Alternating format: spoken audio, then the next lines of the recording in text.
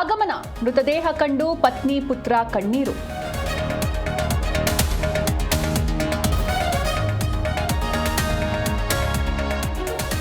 Bowring ಆಸ್ಪತ್ರೆಯಲ್ಲಿ Roy post-mortem, ಮರಣೋತ್ತರ ಪರೀಕ್ಷೆ ಬಳಿಕ ಬಾಡಿ ಹಸ್ತಾಂತರ.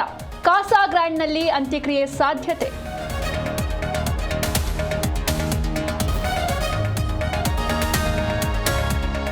ರಾಯ್ ಆತ್ಮಹತ್ಯೆ ಪ್ರಕರಣದಲ್ಲಿ ಅನುಮಾನ, ಅಶೋಕನಗರ ಪೊಲೀಸರಿಂದ ಮುಂದುವರೆದ ತನಿಖೆ.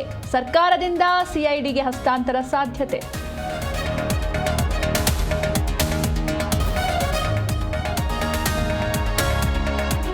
ತುಮಕೂರಲ್ಲಿ ಸಬ್ ಇನ್ಸ್ಪೆಕ್ಟರ್ ಲೋಕಾಯುಕ್ತ ಬಲೆಗೆ. ಗಾಂಜಾ ಸಾಗಾಟ ಕೇಸ್ ದಾಖಲಿಸುವ ಬೆದರಿಕೆ ಆರೋಪ. 5 ಲಕ್ಷಕ್ಕೆ ಬೇಡಿಕೆ, 40,000 ಸ್ವೀಕರಿಸುವಾಗ ಅರೆಸ್ಟ್.